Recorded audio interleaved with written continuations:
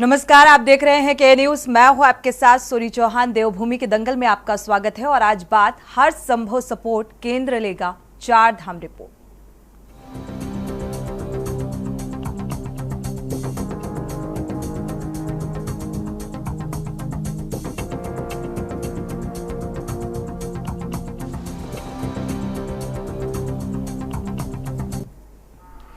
विश्व प्रसिद्ध चारधाम यात्रा अपने चरम पर है और इस वर्ष की चारधाम यात्रा ने अब तक के कई रिकॉर्ड तोड़ दिए हैं। आलम यह है कि यात्रा के एक सप्ताह बाद ही पिछले 2 सालों से दोगुने तीर्थयात्री चारों धामों के दर्शन के लिए पहुंचे और अब तक 10 लाख से ज्यादा श्रद्धालुओं ने चारों धामों के दर्शन किए हैं। 31,18,000 से ज्यादा श्रद्धालुओं ने यात्रा के लिए रजिस्ट्रेशन करवाया और धामी सरकार के लिए लाखों की संख्या में उमड़ रही श्रद्धालुओं की भारी भीड़ को दर्शन कराना अब बेहद चुनौतीपूर्ण हो गया है।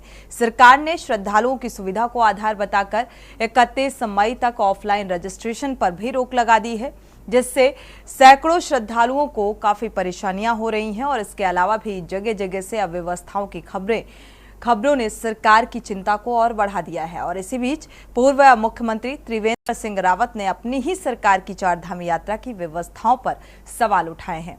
उनका कहना है कि अधिकारी आचार संहिता का बहाना बनाकर अपनी नाकामियों को छिपाने का अधिकारी जो है वो प्रयास ना करें। वहीं चारों धामों में श्रद्धालुओं की बढ़ती संख्या को देखते हुए अब एनडीआरएफ और आईटीबीपी को भी मोर्चे पर लगाया जाएगा। चारधाम यात्रा की समीक्षा के दौरान केंद्रीय गृह सचिव अजय भल्ला ने उत्तराखंड की मुख्य सचिव राधा रतूड़ी को एक निर्देश दिए हैं और अजय भल्ला ने राधा रतूड़ी के चारों धामों, यात्रा मार्गों और ठहराव स्थलों पर यात्री संख्या की रिपोर्ट रोज गृह मंत्रालय को भेजने के लिए कहा है। साथ ही भविष्य में चारधाम यात्रा के प्रबंधन की रणनीति बनाने के लिए उन्होंने उच्च स्तरीय समिति के गठन के भी निर्देश दिए हैं। केंद्रीय गृह सचिव ने यात्रा प्रबंधन पर कड़ी नजर रखने के लिए प्रदेश के आला अधिकारियों के धरातल पर उतरने का भी विशेष ध्यान दिया है और चारधाम यात्रा में दिख रही अव्यवस्था और पूर्व मुख्यमंत्री त्रिवेंद्र सिंह रावत का अपनी ही सरकार को घेरने के बाद विपक्ष सत्ता पक्ष पर हमलावर हो गया है। कांग्रेस का कहना है कि सरकार ने समय रहते यात्रा प्रबंधन के लिए कोई तैयारी नहीं की है।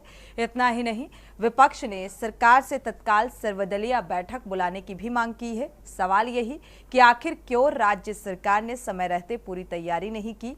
आज इसी मुद्दे को लेकर विस्तार से चर्चा को आगे बढ़ाएंगे। पहले आपको रिपोर्ट दिखाते हैं।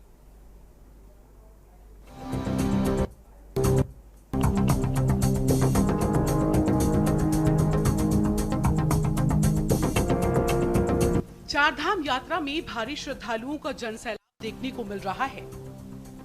अब तक इस यात्रा में 31 लाख से ज्यादा श्रद्धालुओं ने पंजीकरण कराया है।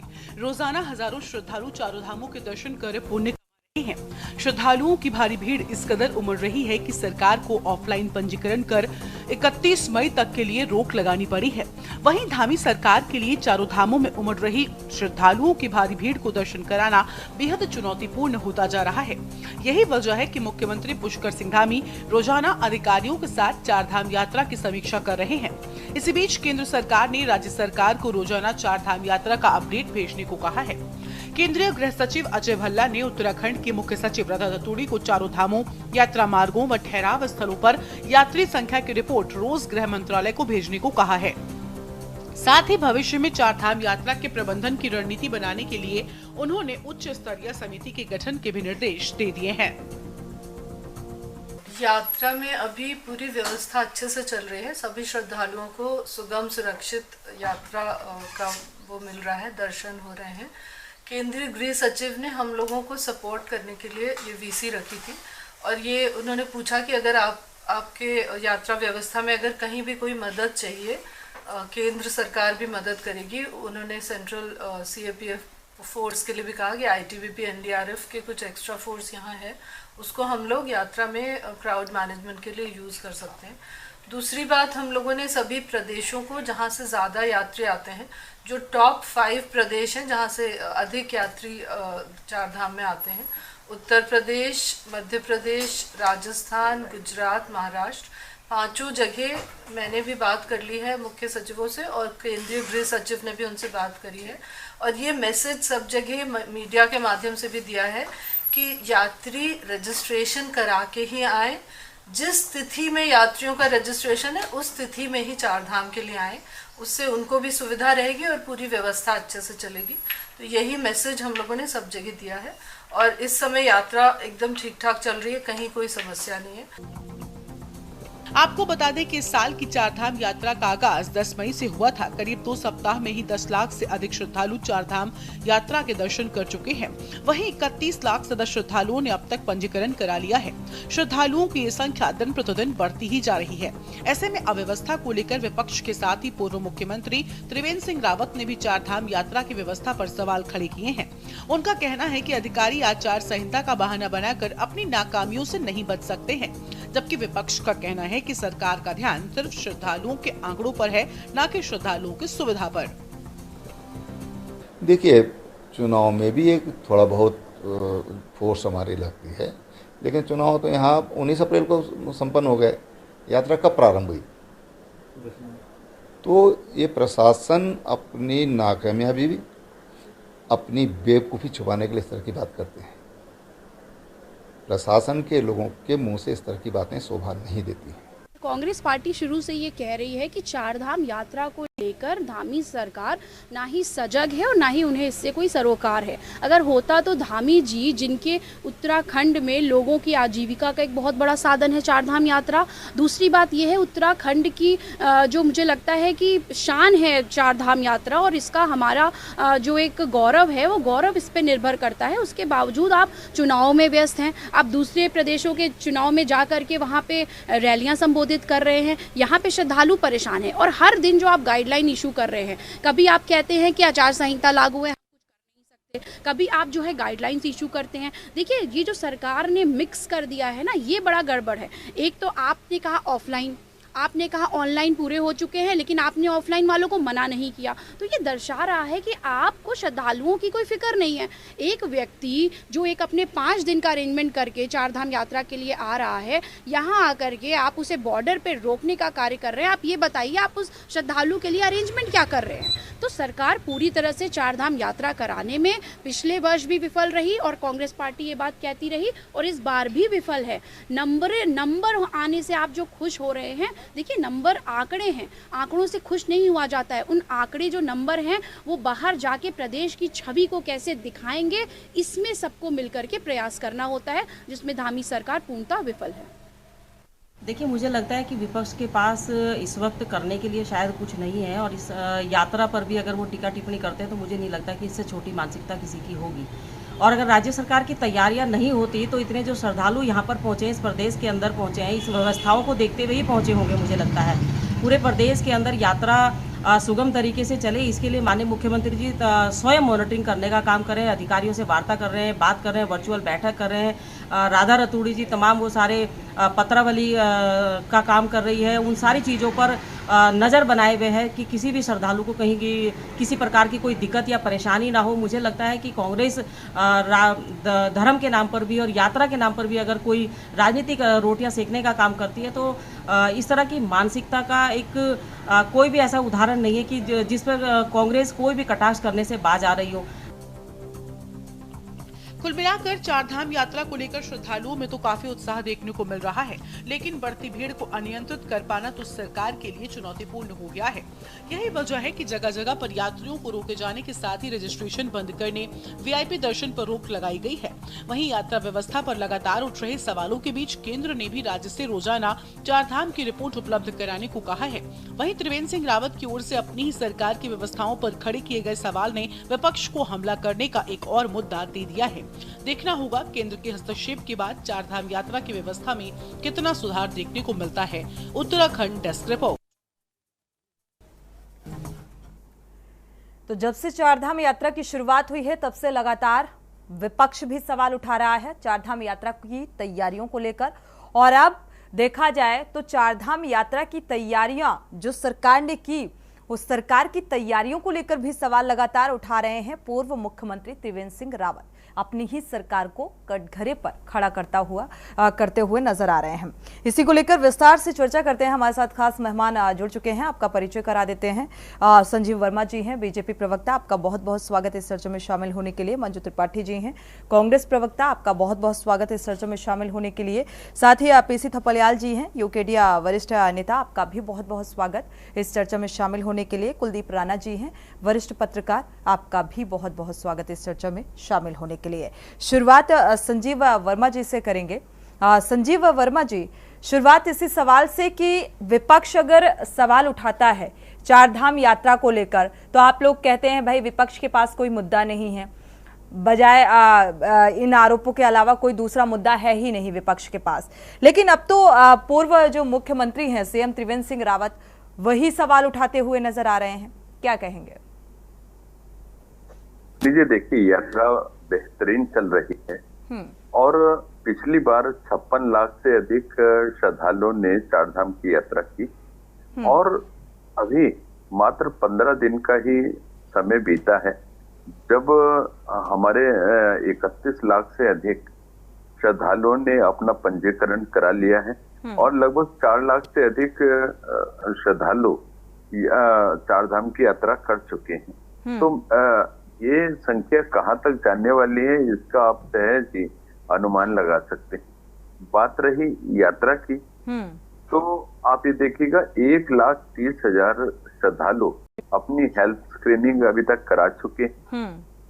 23,063 ग्रीन कार्ड अभी तक परिवहन विभाग बना चुका है।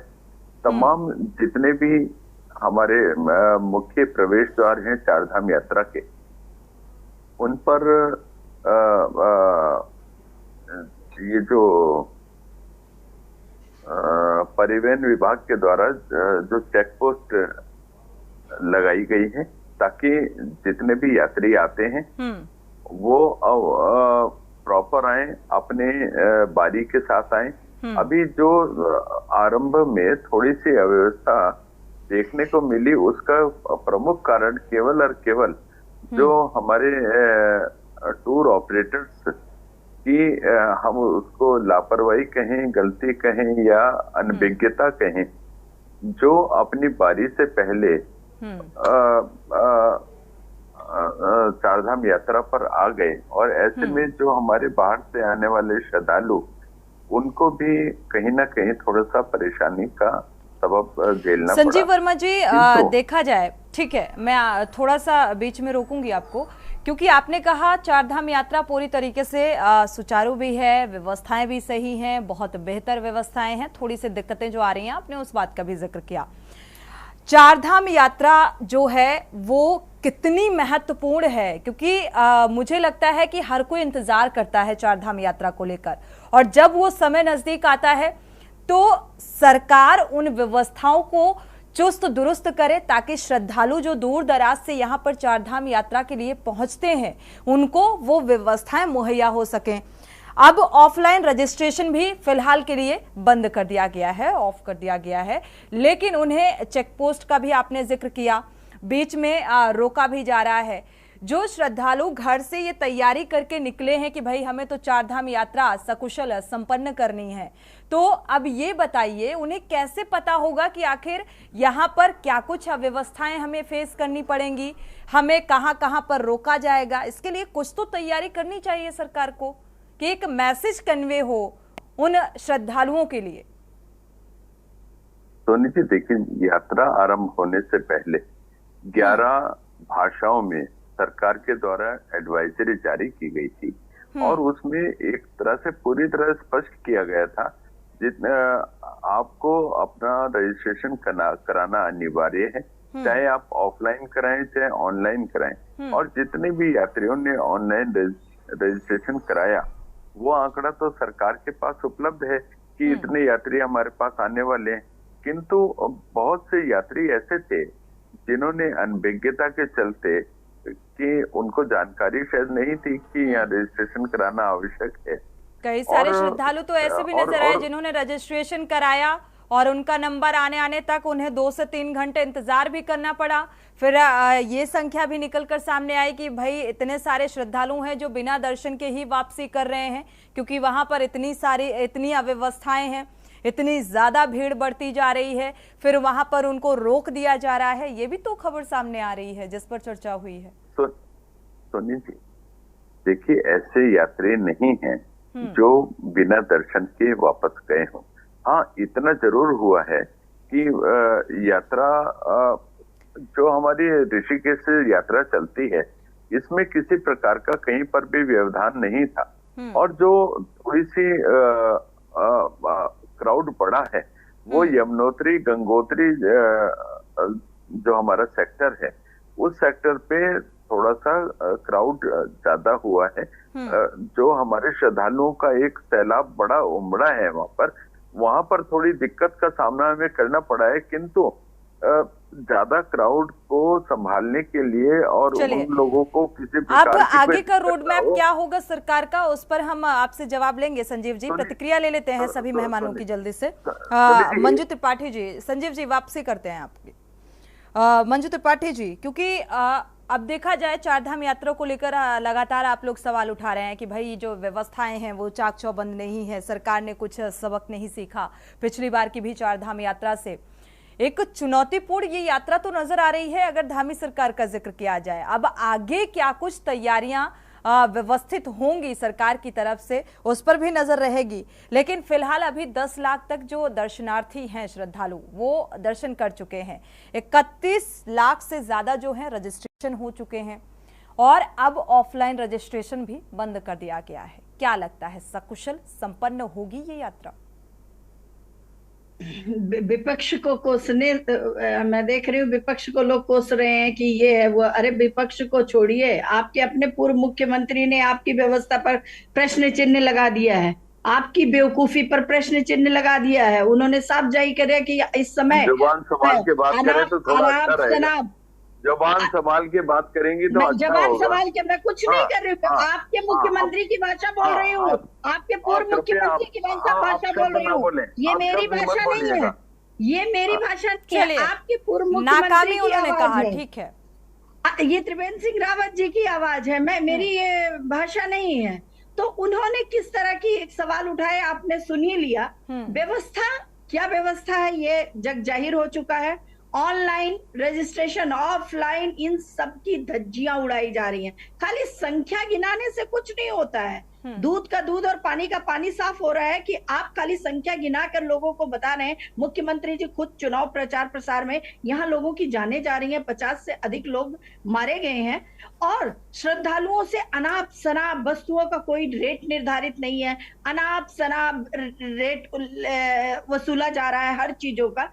यूं कहिए कि जो है यात्रा कम हो गई है, डकैती ज्यादा हो गई है, लोगों को परेशान किया जा रहा है। किस तरह से लोग परेशानियों का सामना कर रहे हैं, कोई व्यवस्था, आप बीमार लोगों को भी जाने दे रहे हैं, दम तोड़ रहे हैं लोग। अरे भाई, अगर मेडिकल जो है गाइडलाइंस जारी की गई है तो उसको स्ट्रिक्टली फॉलो क्यों नहीं करने दिया जा रहा है? खाली ये पेपर वर्क दिखाया जा रहा है। अधिकारी पल्ला झाड़ रहे हैं कि आचार संहिता लग गई हुई है, जैसे कि पूर्व मुख्यमंत्री त्रिवेंद्र सिंह रावत जी ने बता ही दिया कि इस तरह की बातें। तो ऑनलाइन ऑफलाइन की पूर्ण रूप से धज्जियां उड़ाई जा रही हैं, और इस यात्रा में खाली संख्या गिनाया जा रहा है। लोगों की परेशानी अब जो है, जब इनके सिर से ऊपर जा चुकी है, तो गले गले तक आ गई है, जब जाहिर हो गई है, तो ये अनाप शनाप स्टेटमेंट देते जा रहे हैं कि बड़ी अच्छी व्यवस्था। अरे भाई, जो व्यवस्था है वो तो जग जाहिर हो गई है। तो इसलिए सरकार को सचेत होना चाहिए और खाली संख्या ना गिनाकर यात्रियों का, श्रद्धालुओं का ध्यान रखना है। अरे आप ठीक है, लोग अगर रजिस्ट्रेशन ऑनलाइन जो रजिस्ट्रेशन करा कर आए हैं वो तो आएंगे ही, आप ऑफलाइन में उनको क्यों नहीं रोक रहे हैं? और जो लोग ऋषिकेश बिना रजिस्ट्रेशन के पहुंच गए हैं, 2-4 जत्था आप वापस कर दीजिए, अपने आप देख लीजिए कि लोग हेलीकॉप्टर जाएंगे, लेकिन नहीं, आपको तो संख्या गिनाना है ना। आप अपनी और भी तरीके हैं अवेयर करने के। ये मैसेज किस तरीके से डिलीवर सरकार करना चाहिए, मुझे लगता है भारतीय जनता पार्टी को ये बताने की जरूरत नहीं है। इसमें तो बहुत अच्छे से माहिर है भारतीय जनता पार्टी कि कौन सा मैसेज कैसे डिलीवर करना है। यूकेडीए प्रवक्ता भी हमारे साथ जुड़े हुए हैं। इस बात का जो सवाल उठाए हैं मंजू त्रिपाठी जी ने, इसका जवाब संजीव जी आपसे लेंगे। पहले प्रतिक्रिया साझा कर लेते हैं, पीसी थपलियाल जी का रुख कर लेते हैं। पीसी थपलियाल जी, क्योंकि आंकड़ा बढ़ा है, इसमें कोई दो राय नहीं है। आपने भी देखा कि क्षमता से अधिक श्रद्धालु इस वक्त चारधाम यात्रा में पहुंच रहे हैं, लेकिन उन व्यवस्थाओं का क्या? अभी तक तो विपक्ष भाई सवाल उठा रहा था, लेकिन अब तो पूर्व मुख्यमंत्री सीएम त्रिवेंद्र सिंह रावत भी सवाल उठा रहे हैं अपनी ही सरकार के खिलाफ। देखिए, धार्मिक यात्राओं का सबसे बड़ा केंद्र है उत्तराखंड, और जहां कहीं भी हम हिंदुस्तान में यात्राएं देखते हैं, जाते हैं, तो वहां ऐसा नहीं दिखाई देता जैसे उत्तराखंड में दिखाई दे रहा है। और इसके लिए हम शर्मसार हैं निश्चित रूप से। आप कहीं चले जाइए, वृंदावन जाइए, वहां भी भीड़ है। आप द्वारकाधीश जाइए, सब जगह, क्योंकि हर जगह भीड़ है। वैष्णो देवी में भीड़ है, अमरनाथ में भीड़ है। लेकिन उत्तराखंड की सरकार इस भीड़ को जो उत्तराखंड में है, इसको नियंत्रण करने में क्यों फेल हो रही है, ये बहुत गंभीर सब्जेक्ट है। और ये गंभीर सब्जेक्ट इसलिए है कि जब हम देखते हैं तो जो जनता का जिस तरह से आग उत्तराखंड में नियंत्रित नहीं हो पाई, उसी तरह से ये जो वेव है की, इसको नहीं कर पा रही है, क्योंकि हमने 24 साल इस राज्य को ले लिया, लेकिन एक सिस्टम डेवलप किया जाता है किसी भी चीज के लिए, वो सिस्टम डेवलप ही नहीं हुआ है। उत्तराखंड में कितना शर्मसार है कि जब चीफ सेक्रेटरी कह रही है कि इतने यहां तक ऐसा होगा, उसके 24 घंटे भी नहीं होते और वो ऑर्डर बदल दिया जाता है। उसके ऊपर एक पूर्व मुख्यमंत्री आकर बोलता है बेवकूफ है प्रशासनिक अधिकारी। अरे आईएएस को, अधिकारियों को तुम जो इतनी मेहनत से आईएएस अफसर बनते हैं, और उनको तुम बेवकूफ कह रहे हो एकदम से। तुम होशियार हो गए। तुमने होशियारी क्या की, जो तुम बताओ ना कि तुमने ऐसा सिस्टम डेवलप किया था जो आज फेल हो गया। आज हमारा सिस्टम वही है जो कालांतर से हमारा उत्तर प्रदेश है। उससे पहले ऋषिकेश हमारा द्वार था। ऋषिकेश में हम यात्रियों को जमा करते हैं और उसके बाद दू 4 यात्राएं करके वापस ऋषिकेश पटक देते हैं। हमारा फर्ज था कि जैसे जैसे संख्या बढ़ रही है, हमने उनके 4 जो हमारे प्रमुख वो हैं केंद्र, वहां भी नंबर 2 केंद्र बनाने, ऋषिकेश के बाद सेकंड 4 धामों के जो द्वार हैं वो डेवलप करने थे। 4 धामों के धाम डेवलप नहीं कर पाए हमने यात्रियों को। क्योंकि पहले उत्तराखंड की सरकार में जो पर्वतीय सरकार थी उत्तर प्रदेश के टाइम में, उस समय हमारे पास बहुत अच्छा सिस्टम डेवलप था। हमारे पास हमारे टीआरसी थी, हमारे गाड़ियां थी। गढ़वाल मंडल विकास निगम एक ताकतवर पर्यटन व्यवस्था संचालित करता था, वो हमारे पास है। आज टूर ऑपरेटरों के हाथ में जा चुका है। टूर ऑपरेटर भी उत्तराखंड के नहीं है बेचारे, वो टेप नहीं कर पा रहे। दिल्ली से बाहर के टूर ऑपरेटर आकर यहाँ पे उद्यम मचाए हैं, और तुमने, इन सरकारों ने यात्रियों को उन्मादी बना रखा है। मैडम आप ये देखिए, जब कांवड़ यात्रा आई और तुम्हारा मुख्यमंत्री फूल बरसाता है जाकर, what is this? It is cheap popularity. ये सस्ता लोकप्रियता हासिल करने का जो हथियार इन्होंने बनाया है, वही इनके लिए अब अभिशाप बनकर आ रहा है। वही चीज, क्योंकि तुम जब उनको उन्मादी बनाओगे, अरे तो तुम ढोल पीटेंगे। वो उन्मादी हो चुका है, उसको नहीं मालूम कि मेरा धर्म क्या है। आज के युवा को तुमने यही धर्म सिखाया भाई 10 सालों में, कि ऐसा है, मुसलमानों को गाली दो, विपक्ष को गाली दो, तुम हिंदू बन गए। तुम हिंदू, अगर हम हिंदू बनते इन 10 सालों में निश्चित रूप से, तो यात्रा का स्वरूप ही अलग है। हमने बहुत ही बिगाड़, अब लाइन में नहीं रह सकते। हर साल हम ये डिस्कशन करते रहेंगे और ये बढ़ता जाएगा। बिल्कुल, पिछली बार से कुछ तो सीख लेनी चाहिए, क्योंकि अब ये मानने में मुझे लगता है कोई दो राय नहीं होनी चाहिए। सरकार को, धामी सरकार को ये मान लेना चाहिए कि भाई चुनौतीपूर्ण है ये यात्रा को संपन्न कराना। उन व्यवस्थाओं को लेकर, जिन व्यवस्थाओं को लेकर ये सवाल उठ रहे हैं। हमारे साथ कुलदीप राणा जी हैं। वक्त एक छोटे से ब्रेक का हो रहा है, ब्रेक से वापस लौटेंगे तो कुलदीप राणा जी का रुख करेंगे और प्रतिक्रिया साझा करेंगे। आप देख रहे हैं के न्यूज खबरों।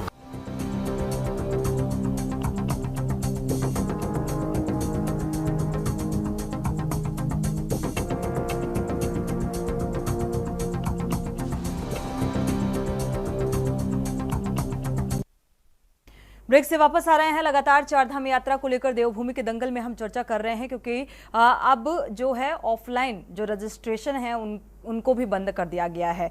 जो भीड़ जिस तरीके से बढ़ती जा रही है चारधाम यात्रा को लेकर, फिलहाल अब रोक लगाई जा रही है, क्योंकि ये आंकड़ा जो है तेजी के साथ बढ़ रहा है।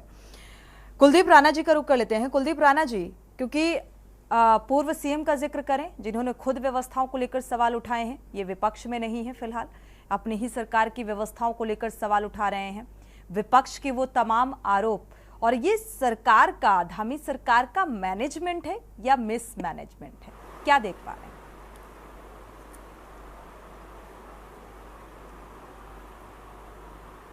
देखिए सोनी, अभी पीसी थपलियाल जी ने जो बातें कही उनमें से अधिकांश बातों से मैं सहमत हूँ। बिल्कुल, क्योंकि ये यात्रा आदि अनादि काल की यात्रा है। ऐसा तो है नहीं कि ये इसी साल शुरू हुई हो या उत्तराखंड राज्य बनने के बाद ये स्थापित हुई हो। ये आदि अनादि काल से चली आ रही यात्रा है। और राज्य बनने के बाद हमारी सरकारों को जो व्यवस्था देनी चाहिए थी, क्योंकि जो स्टेप वाइज स्टेप जिन चीज़ों को में हमें आगे बढ़ना था, उनमें चारधाम यात्रा प्रबंधन भी बड़ा विषय था। क्योंकि उत्तराखंड राज्य आंदोलन जब यह चल रहा था राज्य में, और हम लोग उस समय स्कूल कॉलेजों में पढ़ा करते थे, तो अक्सर चौराहों पर, कॉलेजों में, कैंपस में ये चर्चा हुआ करती थी कि भाई अगर उत्तराखंड राज्य बन जाएगा तो हमारा आर्थिक प्रबंधन कैसे होगा, हमारी आर्थिक अर्थव्यवस्था कैसे होगी। तो ये एक बड़ी चीज निकल करके आती थी उसमें कि भाई जल, जंगल, जमीन के अलावा हमारे राज्य में जो महत्वपूर्ण है वो है हमारे चार धाम। बिल्कुल, हमारे चार धाम हमारे उत्तराखंड की आर्थिकी का एक बड़ा स्रोत होंगे। बिल्कुल, ठीक है, और अर्थव्यवस्था को बेहतर बनाने में बड़ा स्रोत होंगे। लेकिन राज्य बनने के बाद जिस तरह से चीजें निकल करके आई, और किसी भी सरकार ने, धामी सरकार ही नहीं, कोई भी सरकार इस मामले में कभी गंभीर नहीं दिखाई दी। उनको लगा कि 6 महीने की यात्रा है, 6 महीने तो फिर बंद हो जाती है, तो किसी का ध्यान इस तरफ नहीं गया। और जो सबसे महत्वपूर्ण चीज होती है किसी भी राज्य में, वो वहाँ की सिस्टम में या व्यवस्थाओं का बनना। उत्तराखंड राज्य में कभी भी अधिकारियों ने किसी भी व्यवस्था को व्यवस्थित तरीके से लागू करने के लिए गंभीर प्रयास नहीं किए। और उत्तराखंड की जो चारधाम यात्रा में जो मौजूदा समय में जो हम अव्यवस्थाएं देख रहे हैं, ये उन्हीं का नतीजा है। बिल्कुल, अब चूंकि ये इन तमाम सारी चीज़ों से अब हम काफ़ी आगे निकल गए हैं, क्योंकि 10 से 15 दिन का समय बीत चुका है। तो अब हर चीज़ के लिए, अव्यवस्थाओं के लिए हम ये कहें कि धामी सरकार ने पहले तैयारी नहीं की, क्योंकि अब उससे काफ़ी निकल गए हैं। लेकिन मौजूदा समय में जो तैयारियां चल रही हैं, ठीक है, वो तैयारियां मुख्यमंत्री की तरफ से तो अब पुरजोर कोशिश की जा रही है, क्योंकि एक राजनीतिक के रूप में मैं देख रहा हूं कि उसके ऊपर जो जिम्मेदारियां हैं, उसमें वो चुनाव के उसमें भी लगे हैं, और यहाँ राज्य में, उनके राज्य में इतनी बड़ी घटना हो रही है। अभी हमने कुछ समय पहले जब राज्य में वनाग्नि की समस्या हुई थी, तब आकर के मुख्यमंत्री को आकर के ही मोर्चा संभालना पड़ा था। और अभी जब यात्रा को लेकर के हुआ, तो ना तो पर्यटन मंत्री थे, ना धर्मोत्सव मंत्री थे, ना स्वास्थ्य मंत्री थे, ना पीडब्ल्यूडी मंत्री थे। फिर आकर के मुख्यमंत्री को ही सारी चीज़ों को लेकर कमान संभालनी पड़ी। आश्चर्य की बात यह है कि हमारा शासन तंत्र भी न जाने कहाँ सोया हुआ रहता है, जो चीज़ों को लेकर के जब तक उसके कान नहीं मरोड़े जाते हैं तब तक वो जागता नहीं है, तब तक वो एक्टिव नहीं होता है। ठीक, अच्छा देखिए, अभी मैं भाजपा प्रवक्ता की बात सुन रहा था, उन्होंने तमाम आंकड़े रखे। ये कितनी बड़ी विडंबना है कि अभी मैं मुख्यमंत्री के सचिव और गढ़वाल कमिश्नर की प्रेस कॉन्फ्रेंस से ही लौट रहा हूँ। ये तमाम आंकड़े वो वहाँ उन्होंने रखे थे। जो बातें इन्होंने दोहराई, वो तमाम बातें वो वहाँ दोहरा चुके थे। ठीक है, कितने लोग आए, हमने क्या किया, तमाम बातें। ठीक है, मैं आपको एक बात बताता हूँ सोनी, अभी तक पिछले 15 दिन में जो तमाम आंकड़े यहाँ पर बताए गए हैं, औसतन उत्तराखंड राज्य में चारों धामों में 60,000 यात्री प्रतिदिन दर्शन कर रहे हैं। मैं चारों धामों की बात कर रहा हूं जहां 60,000 यात्री प्रतिदिन दर्शन कर रहे हैं। उत्तराखंड में भी भाजपा की सरकार है, उत्तर प्रदेश में भी भाजपा की सरकार है, और ये चारधाम यात्रा तो पुरातन काल से चली आ रही है। बिल्कुल ठीक। उत्तर प्रदेश में अयोध्या राम मंदिर का उद्घाटन तो अभी 22 जनवरी को हुआ है। बिल्कुल। और एक प्रेस कॉन्फ्रेंस में जो राम मंदिर ट्रस्ट के ट्रस्ट प्रमुख हैं चंपत राय जी, उन्होंने ये बात का खुलासा किया। उन्होंने बताया कि अयोध्या धाम में प्रतिदिन 1 लाख श्रद्धालु पहुंच रहे हैं। एक धाम में 1 लाख श्रद्धालु और 4 धाम में 60,000 श्रद्धालु। ठीक। हमने कभी उत्तर प्रदेश में भीड़ को लेकर के, यात्राओं में अव्यवस्थाओं को लेकर के कोई सवाल सुना हमने, या कभी आपने कोई खबर चलाई कि उत्तर प्रदेश में अयोध्या में इस तरह की घटना हो गई? वहां की सरकारों ने, वहां के शासन तंत्र ने जो व्यवस्थाओं को लेकर के पुलिस तंत्र को इस तरीके से तैयार किया हुआ। और मुझे तो ये भी जानकारी लगी कि योगी आदित्यनाथ जी जो वहां के मुख्यमंत्री हैं, उन्होंने धामों के लिए अलग तरीके की पुलिस में ही एक अलग पुलिसिंग की व्यवस्था की है। वो बड़े तरीके से आपके साथ सब। हालांकि स्टार्टिंग में थोड़ी सी दिक्कत हुई, स्टार्टिंग में थोड़ा सा लगा कि हाँ भीड़ जो है बेकाबू हो रही है, या तो एक लंबे वर्षों का इंतजार था, लेकिन फिलहाल उसके बाद से वो खबर दोबारा सामने नहीं आई, क्योंकि मैनेजमेंट को और बेहतर करने पर जोर दिया गया। वो पूरी नियंत्रण में जोर दिया गया और प्रतिदिन उस मैनेजमेंट को और बेहतर किया गया, और उसका परिणाम ये है। बिल्कुल तुलनात्मक रूप से दोनों चीजें हैं। तीसरा सवाल हम नहीं कह रहे हैं, अब तो आपके पूर्व मुख्यमंत्री कह रहे हैं। बिल्कुल। आपके अभी राज्य लोकसभा के लिए चुनाव भी लड़ा है उन्होंने, सांसद होने जा रहे हैं अगर चुनाव जीतते हैं तो, वो सवाल खड़े कर रहे हैं। ठीक। तो कहीं ना कहीं सरकार को अपने शासन के कान ऐंठने जरूरी हो गए हैं। एक बड़ी मैं आपको घटना बताऊं, आज सुबह ही केदारनाथ में एक हेलीकॉप्टर की बड़ी दुर्घटनाग्रस्त होते होते बचा है वो। ठीक है। और जब उसके विजुअल देखे गए तो उत्तराखंड के शासन के सचिव का कहना यह है कि सॉफ्ट लैंडिंग हो गई। अगर आप उसके विजुअल देखेंगे, उसके वो हेलीपैड से नीचे उतर गया, कई चक्कर खा करके वो हेलीपैड से नीचे उतर गया और उस उबड़ खाबड़ जगह पर वो कहीं पर फंस गया। उसकी हेलीकॉप्टर की टेल टूट गई है, उसका फ्रंट टकरा गया है। अगर इसे सॉफ्ट लैंडिंग कहते हैं तो हेलीकॉप्टर तो क्रैश लैंडिंग कैसे होती है? बिल्कुल। मतलब चीजों को लेकर के कितना मूर्ख बनाया जा रहा है अधिकारियों द्वारा, जनता को भी और मुख्यमंत्री को भी। बिल्कुल। ठीक। और ये सुबह 7 बजे की घटना है और तब तक वो हेलीकॉप्टर बताया जा रहा है कि 3 सॉर्टीज अपनी पूरी कर चुका था।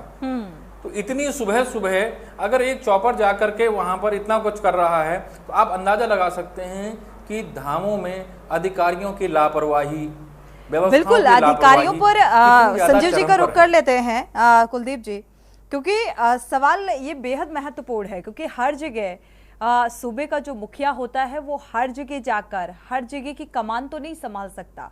एक जो मैनेजमेंट होना चाहिए, क्या अधिकारियों को बार बार निर्देशित करने के बावजूद भी ये अधिकारी बेपरवाह और लापरवाह क्यों उन निर्देशों का पालन करते हुए नजर नहीं आ रहे हैं, या फिर सूबे के मुखिया करा नहीं पा रहे हैं?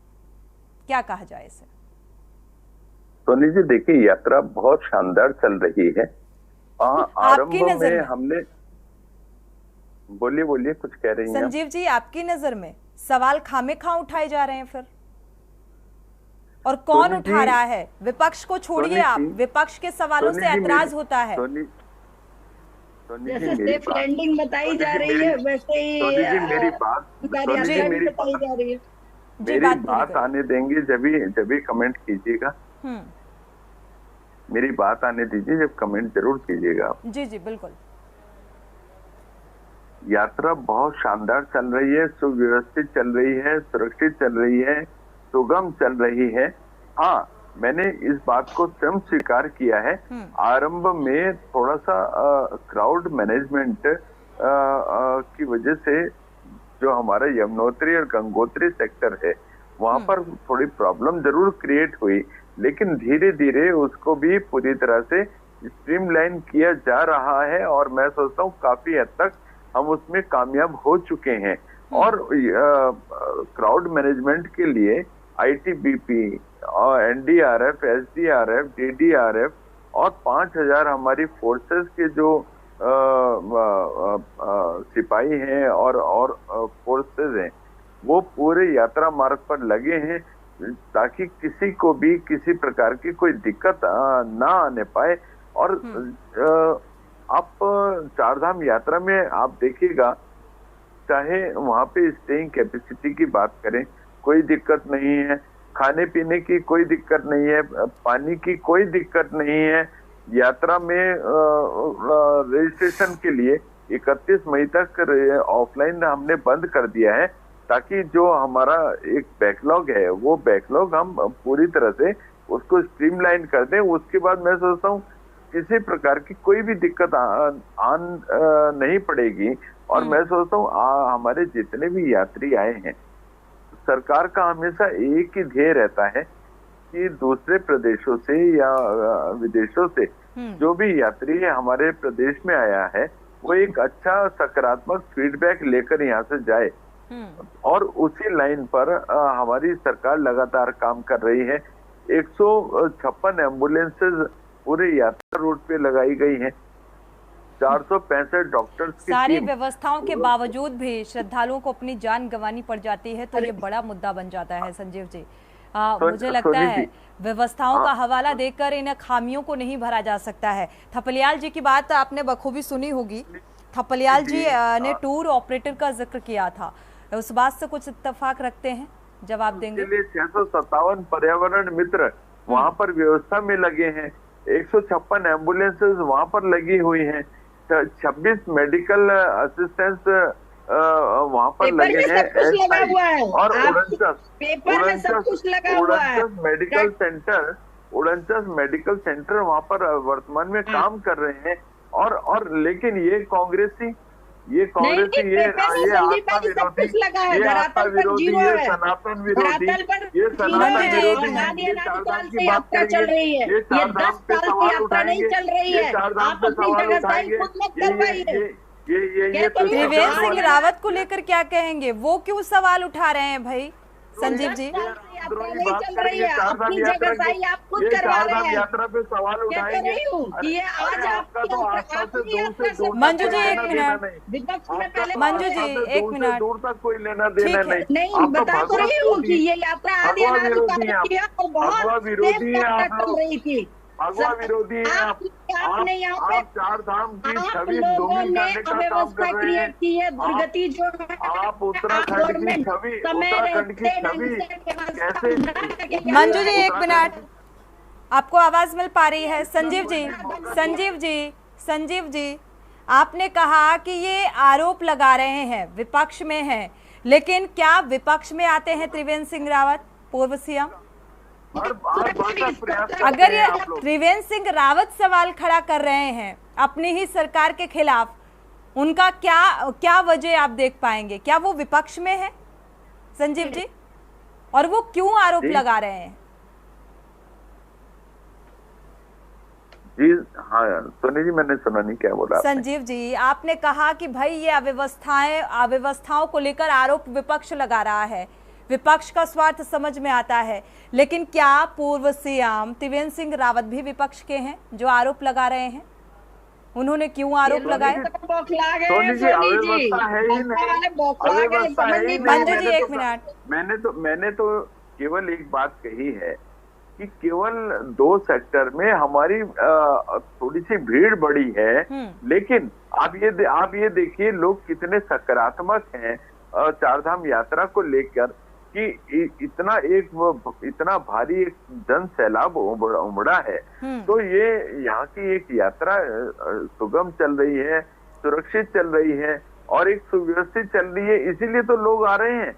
इसीलिए एक जो नंबर्स आप अभी कह रहे थे कि नंबर और आंकड़ा अगर देखा जाए बढ़ता हुआ नजर आ रहा है, इसको बिल्कुल नजरअंदाज नहीं किया जा सकता संजीव जी। लेकिन आंकड़ा बढ़ने के साथ साथ अगर देखा जाए वो तमाम व्यवस्थाएं भी होनी चाहिए इन श्रद्धालुओं के लिए।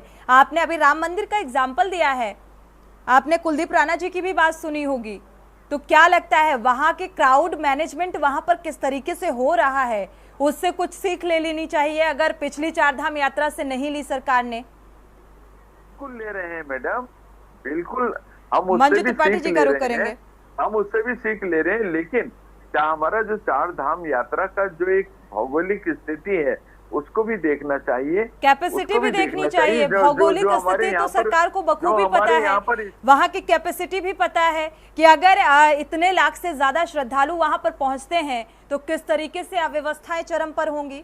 इस बात से इत्तेफाक ऐसा नहीं है कि सरकार ने आकलन नहीं किया होगा। मंजू त्रिपाठी जी का रुख कर लेते हैं। मंजू त्रिपाठी जी, विपक्ष में होने के नाते हो हल्ला करना अच्छी बात है, लेकिन आपने देखा होगा कि जब कांग्रेस की सरकार रही तब इतना ज्यादा क्राउड नहीं था, तब भी अव्यवस्थाएं सामने आती थी। आज भारतीय जनता पार्टी की सरकार है, तब भी अव्यवस्थाएं, हालांकि आंकड़ा जरूर बढ़ा है। क्या वजह? आंकड़ा बढ़ने से सोनी जी कुछ नहीं होता है, व्यवस्था प्रॉपर होनी चाहिए। समय रहते राज्य सरकार ने यात्रा की अगर पूरी व्यवस्था की होती तो आज श्रद्धालुओं की ये दुर्गति नहीं होती। खाली संख्या खाली बढ़ा देने से हमारे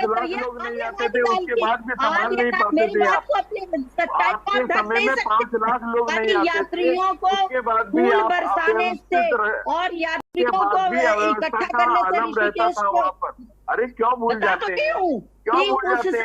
आप लोग 5 लाख को नहीं संभाल पाते थे, हमने 56 लाख की एक सफल यात्रा करवाई है पिछले वर्ष। अलग अलग राज्यों से लोग परेशान हो रहे हैं, अनाज शराब जो उनसे दाम वसूले जा रहे हैं, क्या सोच रहे हैं आप उत्तराखंड की? कोई परेशान नहीं है, कोई परेशान नहीं, कोई परेशान नहीं है। कांग्रेस परेशान है, कांग्रेस परेशान है, कांग्रेस को बुरा लग रहा है, कांग्रेस को बुरा लग रहा है कि सनातनी, कांग्रेस को बुरा लग रहा है कि सनातनी कैसे यात्रा कर रहे हैं। चलिए पेशी थपलियाल जी का रुख कर लेते हैं एक बार फिर से। आप पेशी थपलियाल जी, भाई अभी संजीव जी ने कहा क्योंकि 5 लाख का जो क्राउड है, कांग्रेस की सत्ता थी तो वो संभाल नहीं पाते थे, हम 56 लाख को संभाल रहे हैं, यानी कि आंकड़े को लेकर तो गदगद है भारतीय जनता पार्टी, इसमें कोई शक नहीं है, बातों से ही पता चल रहा है। और जिस तरीके के लेकिन आरोपों के बीच सबसे महत्वपूर्ण यही है कि आखिर व्यवस्थाओं को लेकर बार बार सवाल ये क्यों उठाया जा रहा है और आखिर क्यों इसे एक चुनौतीपूर्ण तरीके से जो है धामी सरकार नहीं ले रही है, या फिर वो जिम्मेदार जो है जिनको ये जिम्मेदारी थमाई गई है अधिकारियों को, वो अपनी जिम्मेदारी नहीं निभा रहे हैं। वर्तमान में ये स्पष्ट हो चुका है कि सिस्टम फेल हो चुका है और यात्रा हमारी आपदा बनकर हमारे सामने खड़ी है। इसीलिए केंद्र ने इंटरवेंशन किया और आईटीबीपी को लगाया। जब हम बच्चे थे तो तब भी बड़े बड़े मेले होते थे, जगह जगह मेले होते थे, भीड़ होती थी उन मेलों में, बिल्कुल। और उन मेलों में स्कॉट के बच्चे कंट्रोल करते थे मैडम, स्कॉट के। आज कहाँ है स्कॉट? आज तुमने जनता को दूर कर दिया है। आज तुमने अगर खत्म कर दी, बेच दी। हमारी यात्राएं जो आज की तारीख में जिस यात्राओं को पटवारी, कानूनगो और तमाम एसडीएम एडीएम कंट्रोल कर सकते थे, वहां मुख्यमंत्री को चलकूद मचा रहे हैं। तो ये समय बड़ी समस्या हो गई है। मैं इसीलिए बोलता हूं कि अगर लोकतंत्र को और इस राज्य को, इस देश को बचाना है तो पंचायती राज एक्ट लाते हैं जिससे कि तमाम लोग जिम्मेदार हों। हमारी यात्राएं नमो शिवाय का मन, अगर हिंदुत्व का जो मूल है उसके आधार पे अगर हमारी यात्राएं हो तो कभी भी आपको उदंडता और ये जो वेग दिखाई दे रहा है ये नहीं दिखाई देगा। लेकिन अब क्या करें, अब फेल हो चुका है सिस्टम। अब सिस्टम में आईटीबीपी आ गई है, आईटीबीपी अब इस भीड़ को नियंत्रित करेगी, एनडीआरएफ इसको नियंत्रित करेगी। ये उत्तराखंड सरकार के लिए एक बहुत शर्मनाक कदम है। चाहे कुछ भी हो, किसी को भी फेल्यूर मानो, अगर एक मुख्यमंत्री है तो उसके नीचे पर्यटन मंत्री है, उसके नीचे तमाम जिला का प्रशासन है और जिला के प्रशासन के नीचे भी ब्लॉक तक प्रशासन है जो लाखों करोड़ रुपए ले रहे हैं अपनी सेवाओं के लिए। आज वो घर बैठे हुए पटवारी तो आपको ढूंढ के नहीं मिलेंगे। आजकल पटवारी के मजे आ रखे हैं, क्योंकि ऊपर वाले नाच रहे हैं, ऊपर वाले नाचते हुए जो सिस्टम फेल हुआ है उसके कारण ऊपर वाले ही हैं जो वीआईपी बनकर इन यात्राओं में सबसे बड़ा व्यवधान डालते हैं। वो वीआईपी कल्चर जो है उसको खत्म करने में हमारा मुख्य सचिव फेल हो चुकी है। वो कितनी बार बोल चुकी है कि भाई वीआईपी इतने 21 मई तक मत आओ, ये करो, फिर भी वीआईपी, क्योंकि उत्तराखंड छोटा राज्य है और छोटा राज्य को तमाम बड़े, चाहे यूपी का मिनिस्टर आ रहा हो, चाहे मध्य प्रदेश का मिनिस्टर आ रहा हो और चाहे केंद्र का मिनिस्टर आ रहा हो, उसके आगे हम सब बौने पड़ते हुए। हमने पहले भी देखा कि किस तरह से एक उत्तर प्रदेश का पूर्व मंत्री का बेटा कहाँ बद्रीनाथ पहुंच गया था, हम वो सब चीज देख चुके हैं। अब हमारा सिस्टम बहुत कमजोर हो चुका है, इसको मजबूती देने के लिए एक बहुत बड़ा अभियान हमें छेड़ना पड़ेगा, नहीं तो गई भैंस पानी में। बिल्कुल हम नहीं सुधार सकते इसे, कितना बोल ले, क्योंकि आज पक्ष और विपक्ष पाकिस्तान हिंदुस्तान बन चुके हैं। हर चीज विपक्ष, अरे विपक्ष के माध्यम से जनता की आवाज तुम्हारे तक पहुंचती है, उसका निदान करो, उसका सोल्यूशन बताओ। और यह विपक्ष अगर सब सवाल खड़ा करता है तो विपक्ष को उसके सोल्यूशन बताने चाहिए कि भाई ये सोल्यूशन है, इस तरह से हम भीड़ को कंट्रोल कर सकते हैं। आज हम अगर ऋषिकेश में यात्री जब शुरुआत करता है मैडम, वहां पे आप केवल पूर्व सैनिकों का संगठन, हमारे खाली बैठे हुए हम अनुशासित लोग हैं, हमें डीएससी वालों पर पॉइंट करना चाहिए ना। तो उससे अलग और भी है, तुम यहां भी जा सकते, केवल एक मैसेज चले जाए उसमें से 50% डाइवर्ट हो सकते हैं। हम कितनी बार बोल रहे हैं कि हे सरकार तुम सिंताली पुल बना दो जिससे ब्यास घाट भी लोग जा सके, इंद्रप्रयाग जा सके। हमारे 8 प्रयाग से हम खाली 5 प्रयागों में अटके हुए हैं। इन तमाम चीजों को लेकर जो चीज आज अगर हम रियल हिंदुत्व का जो जड़ उत्तराखंड है और इसको आध्यात्मिक धरती और अध्यात्म का विश्व का केंद्र बनाना चाहते हैं तो हमें समझदारी से काम करना पड़ेगा। तू मैं की राजनीति से हम खत्म हो चुके हैं। हम राम की राजनीति को लाना चाहते हैं। राम जब राजा थे तो सबकी सुनते थे, रावण नीति किसी की नहीं सुनती थी क्योंकि अहंकारी थी। आज इस राज्य में और इस देश में रावणी राजनीति ने हमें कहीं का नहीं छोड़ा मैडम। चौराहे में खड़ा हम कुछ नहीं बोल पा रहे, हम किसी को जैसा लग रहा है रावण राज, तो इसलिए रावण राज तो दिख रहा है, 10 सालों से दिख रहा है। रावण राज था 2014 से पहले, रावण राज था 2014 से पहले रावण राज ही होता था। सुना नहीं, बेच दिया, क्या क्या बेचोगे जमीन। संजीव जी, मंजू जी एक मिनट, मंजू जी संजीव जी से जवाब ले लेते हैं और कुलदीप राणा जी का रुख करते हैं। संजीव जी, आपने ठीक से सुना नहीं था पलियाल जी की बात। राम राज्य की बात करके रावण नीति पर काम कर रही है क्या भारतीय जनता पार्टी, और इसीलिए ये अव्यवस्थाएं हैं? क्योंकि चारधाम यात्रा विश्व प्रसिद्ध यात्रा है और आप समझ सकते हैं अगर अव्यवस्थाओं के आपके कह देने से नहीं होता है कि ये व्यवस्थाएं सुगम है, सरल है। जो वहां पर जा रहे हैं, जो खामियां और अव्यवस्थाओं का सामना कर रहे हैं या बिना दर्शन के वापस लौट रहे हैं, तो आप समझ सकते हैं किस तरीके का ये मैसेज जा रहा है चारधाम यात्रा को लेकर। पक्ष नहीं, हर अखबार डिफेंड कर रहा है आपको, पूरा देश। मंजू त्रिपाठी, एक मिनट, संजीव जी से सवाल किया गया है। मैंने पहले भी इस बात का उल्लेख किया है, कुछ टूर ऑपरेटर्स की वजह से मजाक उड़ा रहे हैं जो थोड़ा सा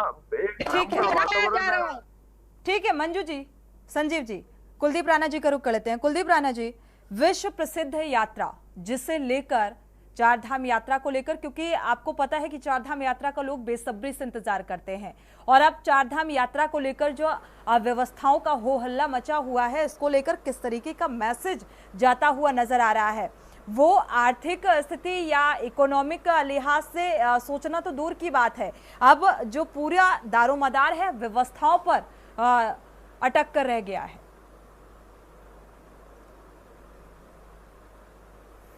सोनी, आपने ये बहुत बढ़िया सवाल आपने पूछा। देखिए, मैं आपको 2014 की घटना बताता हूँ।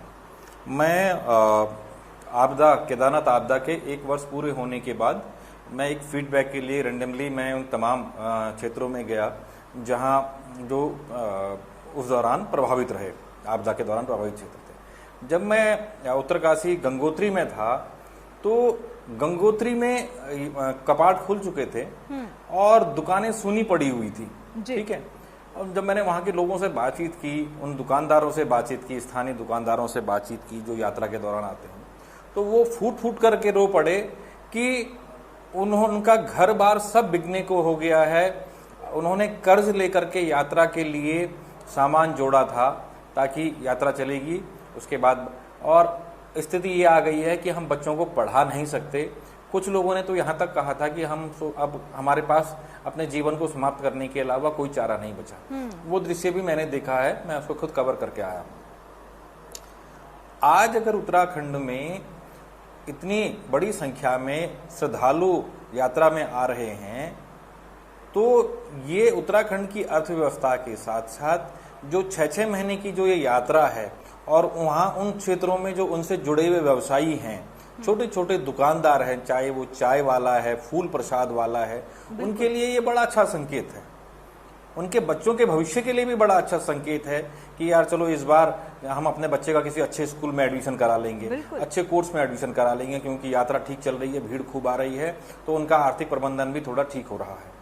ठीक, यही राज्य है, हम लोग भी छोटे छोटे थे जब ऋषिकेश से सुबह गाड़ी यात्रा के लिए निकलती थी और दूसरे दिन शाम को बद्रीनाथ पहुंचती थी। आज प्रधानमंत्री की ऑल वेदर रोड के कारण सुबह 7 बजे आप ऋषिकेश से निकलिए, शाम को 5 बजे आप बद्रीनाथ में होते हैं एक दिन में। चौड़ी सड़कें, शानदार सड़कें। हाँ, ये बात अलग है कहीं जगह काम हो रहा है, अभी प्रगति पर है, तो इसलिए थोड़ा जाम। लेकिन समस्या क्या है कि जहां जहां ये समस्या है उसके समाधान के लिए हमारे पास हमारे सिस्टम के लोग नहीं हैं। सड़कों पे ट्रैफिक व्यवस्था के, उत्तराखंड में ट्रैफिक डायरेक्टरेट है, लेकिन ट्रैफिक व्यवस्था के लिए लोग नहीं। ठीक। दूसरी बात, ये आपने बड़ा अच्छा सवाल पूछा कि क्या संदेश लेकर के जाएंगे। ऋषिकेश में मैं एक समाचार, आप ही के समाचार चैनल पे देख रहा था कुछ दिनों पहले कि आपके रिपोर्टर ने जब यात्रियों से पूछा तो उन्होंने कहा हम यहाँ 13 तारीख से आ रखे हैं और हमें आगे नहीं जाने दिया जा रहा है, और अब मध्य प्रदेश के वो लोग थे, और अब हमारे पैसे भी खत्म हो गए हैं, अब हमारे पास वापस जाने के अलावा कोई चारा नहीं बचा हुआ है। तो उनसे पूछा गया कि आपने दर्शन किए, उन्होंने कहा कहाँ से दर्शन करें, 13 तारीख के बाद से तो यहीं बैठे हुए हैं, बिल्कुल इंतजार करते हुए। ये आपके ही चैनल पे मैंने देखी थी ये खबर। अब वो लोग जब मध्य प्रदेश लौटेंगे तो क्या मैसेज देंगे? किसने रोका उनको? घर से मन बना करके निकले।